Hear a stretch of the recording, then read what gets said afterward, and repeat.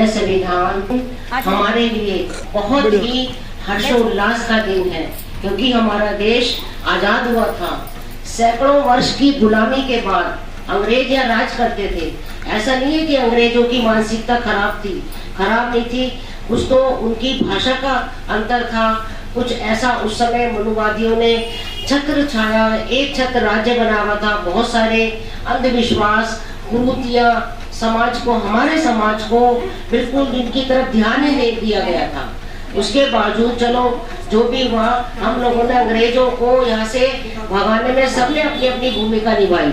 बहुत सारे शहीद थे जिन्होंने अपनी बलिदानी दी, माता और बहनों ने अपने सब कुछ अपना देकर और स्वतंत्रता सेनानियों को सहयोग किया था, तब जाकर कहीं ये आजादी हमें हासिल हुई थी।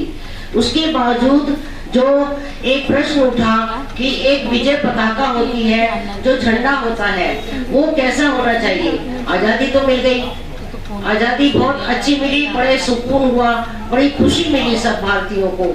उसके बावजूद एक झंडे का निर्माण हुआ, वो क्या संवैधानिक झंडा होना चाहिए।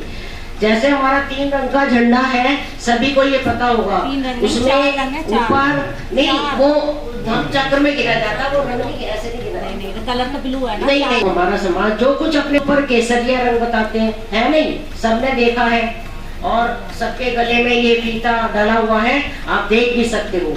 केसरिया रंग हमारा किस चीज का प्रमाण है कि वो एक साध, उसके अंदर साधुता है, जो एक शील, साधुशील है, जो हमारे मन को शांत रखता है। बीच का रंग है हमारा सफेद, जो सात्विकता का है, सात्विकता सच्चाई का प्रतीक है। नीचे हरियाली है, वो हमारी खुशहाली का प्रतीक है, और बीच में जो हमारा धम चक्र है वो अशोक से लिया गया है, अशोक की डाक से। तो उसमें 24 तीलियां हैं, जो दिन रात जो हमारा चक्र चलता है, हम जो भी कर्म करते हैं वो 24 तीलियों में 24 दिन का, पूरे रात और दिन का है वो चक्र। चलिए, ये तो होगी हमारी आजादी की बात। उसके बावजूद अब जब भारत आजाद हो गया तो उसको चलाने के लिए नियम और कानूनों की आवश्यकता भी होगी। बिना कानून के, बिना नियमों के तो परिवार भी नहीं चलता, घर भी नहीं चलता। तो इतने बड़े देश के लिए चलाने को, जबकि उस समय जो अंधविश्वास था वो अपनी चरम सीमा पर था, उसको कैसे रोका जाए और कैसे एक अच्छा सुनहरा भारत भारतवासियों को दिया जाए, तो संविधान की आवश्यकता हुई। क्योंकि हमारे बाबा साहब जो विश्व रत्न है, उन्होंने भी अपने बचपन में बहुत सारी कठिनाइयों को झेला था, शिक्षा से संबंधित भी, परिवार से संबंधित, और उन्होंने समाज में जो कुछ देखा था, अपने परिवार को भी इतना परेशान होते हुए, कठिनाइयों में जीते हुए देखा था। तो बाबा साहब ने उसको स्टडी किया, अध्ययन किया। उन्होंने इतने सारी डिग्रियां ली हर विषय में, राजनीति में भी, आर्थिक में भी, समाजशास्त्र में भी, हर चीज में इतनी डिग्रियां ली जिसे उन्हें जानकारी हासिल हो गई। उन्होंने सोचा कि ये इतनी सारी परेशानियां देश में भरी हुई हैं, इनको दूर कैसे होगी। उन्होंने 32 डिग्रियां ली हुई थी, और वो सोचते थे कि मैं इतना पढ़ा लिखा हूँ, जब मैं इतना परेशान हूँ समाज से और देश से, तो मेरा तो समाज बिल्कुल पढ़ा लिखा है ही नहीं, गरीब भी है, वो कैसे इनका सामना करेगा। कितना पानी पीने के लिए भी उन्हें बहुत दुविधा थी, पानी नहीं पीने दिया जाता था उनको, सड़क पे चलने नहीं दिया जाता था। कैसी स्थिति थी हमारे पूरे समाज की, यानी कि 85% जो हमारा समाज है वो हमारा SC ST OBC, वो परेशान नहीं था। उनको एक ऐसी आजादी चाहिए थी जो बाहरी नहीं और आंतरिक आजादी, वो ये महसूस कर सके कि हाँ मैं भी आजाद भारत में आजाद हूँ। वो किसने दिलाई? वो सचमुच में हमारे जो भी महान पुरुष रहे हैं। ऐसा नहीं है, सबने पहले से देखो, ज्योतिबा फूले भी थे, और दीनदयाल वाल्मीकि जी थे, उन्होंने तो अपनी नौकरी भी छोड़ दी थी। ये देखो, उन्होंने नौकरी छोड़ दी थी अपनी, और काशीराम जी के साथ आ गए थे। इस तरह से जिन्होंने मिशन चलाया, मैं उनको कोटि कोटि नमन करूंगी, सबको ही करूंगी। क्यों? एक तो वो थे जिन्होंने देश को आजाद कराने में फांसी पर लटके थे, और जैसी कठिनाइयां, एक वो थे जिन महान पुरुषों ने इस समाज को ऊंचा उठाने में अपना योगदान दिया है। और बाबा साहब ने जो संविधान बनाकर हमें दिया, बाबा साहब उस समिति के संविधान सभा के अध्यक्ष चुने गए थे। क्यों? कि एक लियाकत भरा, एक जिसके अंदर बुद्धिजीवी को ही चुना जाता है, ऐसे तो नहीं चुना जा सकता किसी को भी। तो उनके अंदर इतनी योग्यता थी तो उनको संविधान सभा का अध्यक्ष चुना गया। उन्होंने जितनी भी स्टडी की थी समाज की, वो सब उसी के आधार पर कानून बनाए बाबा साहब ने। एक मत का अधिकार, एक अधिकार जो मैं वोट देने का अधिकार दिया है, वो सभी को पहचानना चाहिए, मैं तो कहती हूँ। क्योंकि कहते हैं ना, निर्वाचक ही शासक होता है, उसको ये देखना चाहिए आजाद भारत में मेरी क्या वैल्यू है, कौन सा स्थान है मेरा। ऐसा ना हो कि वो बूथ पर पहुंचे, कोई कहते जी तुम्हारी वोट तो डल गई, क्या अच्छा हुआ डल गई, मैं भीड़ में जाना भी नहीं चाहता था। ऐसा नहीं होना चाहिए। मैं वोट डालूंगा, मुझे वोट डालनी है, ये अधिकार बाबा साहब ने दिया, तभी ये माहौल अच्छा होगा। ऐसे नहीं होगा माहौल अच्छा, वो तो कोई भी चुनकर आ जाएगा, बेवकूफ बंदा लंगड़ा कोई भी। तो ऐसा कुछ नहीं होना चाहिए। हम शासक है, हम निर्वाचक मतदाता नहीं, हम शासक है। बाबा साहब ने ये अधिकार दिया है। दूसरा महत्वपूर्ण अधिकार महिलाओं को जो बाबा साहब ने दिया, हिंदू कोड बिल बाबा साहब ने लागू किया था, उसको कई किस्तों में लागू किया गया। उसमें बहुत सारे ऑब्जेक्शन उठे थे।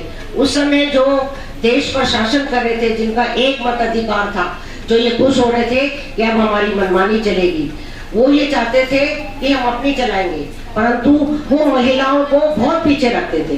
तुमने देखा बाल विवाह, छोटे छोटे बच्चों की शादियां हो जाती थी लड़कियों की, वो उन्हें पता ही नहीं था कि हमारी शादी का मतलब क्या है।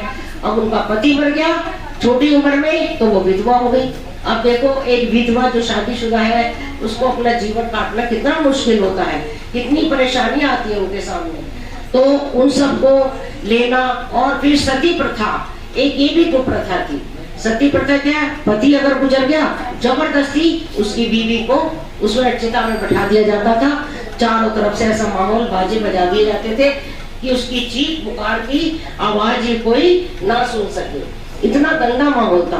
इन सबको स्टडी करके बाबा साहब ने ऐसे अधिकारों को, इन कुप्रथाओं को, इनका खंडन किया, तिरस्कार किया, इनको निकाल कर बाहर किया और कानून लागू किए कि अगर कोई भी इन पर चलेगा या जो भी इनका अनुसरण करेगा तो उसको कानूनन सजा मिलेगी, कोर्ट के द्वारा सजा मिलनी है। अब आप देखो, जो भी आप सामाजिक कार्यकर्ता हो, आपकी भी कोई वैल्यू कम नहीं है, बहुत ज्यादा वैल्यू है। बाबा साहब की बराबर ही सबकी वैल्यू है। कैसे कि आप भी समाज में काम कर रहे हो। समाज में जो काम करता है वो एक समाज का सिपाही होता है, रक्षक होता है उसका, और उसके अंदर कुछ भावनाएं ऐसी होनी चाहिए, समता, स्वतंत्रता, समानता, भाईचारा, विश्व बंधुत्व की भावना। ऐसे नहीं है मैं इसका सरपंच हूँ तो मैं ही करूंगा ये काम, नहीं। मेरे लिए जितने भी सामाजिक कार्यकर्ता है सब बराबर है, सबके अंदर इक्वली भावना होनी चाहिए। फिर बाबा साहब ने शिक्षा का अधिकार दिया। शिक्षा का अधिकार बाबा साहब ने महिलाओं को दिया। पहले क्या होता था कि पुरुषों को ही शिक्षा दी जाती थी, लड़कों को ही पढ़ाते थे, लड़कियों को कोई नहीं पढ़ाता था। ये सब हमारे संविधान में ही प्रावधान है कि हमारी लड़कियां भी लड़कों के बराबर ही शिक्षा प्राप्त करेंगी। तो आज आप देख लो, जमीन से लेकर शिक्षिका है, डॉक्टर है, सिपाही है, IAS है, PCS है, पायलट है, बहुत तरह की महिलाओं ने शिक्षा ली हुई है और अपने पद को सुशोभित कर दिया। किसकी बदौलत? बाबा साहब की और उन सामाजिक कार्यकर्ताओं की जिन्होंने अपना योगदान दिया। उन्होंने तन मन से अपना पूरा समय दिया, अपने परिवार को नहीं दिया, बल्कि समाज को सुधारने में बाबा साहब को योगदान दिया था। क्योंकि बाबा साहब ने कहा था कि मेरा जो कारवा है ये रुकने ना पाए, अगर आप इसे आगे ना बढ़ा सको तो इसे पीछे भी मत हटने देना। तो इसलिए हम सबका ये कर्तव्य बन जाता है। पहली बात तो बाबा साहब ने कहा था, शिक्षित बनो, संगठित रहो, संघर्ष करो। ये सब पर ही लागू होती है, चाहे हम कोई भी हैं, किसी भी समाज के हैं, चाहे हम ऊंचे नीचे कैसे भी हैं, हमें पर हम पर सब पर लागू होती है कि हम सबसे पहले तो अपने बच्चों को पढ़ाए लिखाए, चाहे हमें कितना ही योगदान देना पड़े, कितना ही हमारा खर्चा हो जाए, जमीन जायदाद गहने वहने जो कुछ हमारे पास है, भले एक टाइम हमें रोटी ना मिले, बट हमारे बच्चे स्कूल जरूर जाने चाहिए। देखना शिक्षा की आगे चलकर इसके जब रिजल्ट आएंगे ना, तब आपको पता चलेगा कि ये कितनी जरूरी थी। तो शिक्षा का भी बहुत ही आवश्यक है, बहुत ही योगदान है हमारे इसमें। उसके बावजूद हमारी जो महिलाएं हैं वो भी अपने आप को पीछे ना रखें, वो भी आगे रखें अपने आप को, कभी पीछे ना हटे। सब चीज की जागरूकता बहुत जरूरी है। आप राशन लेने जाओ, आप बाजार जाओ, किसी मार्केट में जाओ, जागरूकता दिखाओ, जब जागरूकता। अरे जो पहले की लेडीज है वो नहीं पढ़ पाई तो कोई बात नहीं, अब हमारे बच्चे तो पढ़ रहे हैं, उनसे सीख जाते हैं, उन्हें हमारे बच्चे हमें बता देते हैं। तो इस तरह से आदान प्रदान शिक्षा का भी होगा। कहने का मतलब है कि हम आजादी का जश्न तभी अच्छी तरह मना सकेंगे जब हम एकजुट रहेंगे, एक साथ रहेंगे, हमारी विचारधारा मिलेगी और हम अपने महान पुरुषों की विचारधारा पर ही चलेंगे। तभी हम इस देश को एक अच्छा योगदान दे सकते हैं, एक अच्छी मानसिकता दे सकते हैं। उनकी विचारधारा पे चलो। जय भारत, जय श्री राम।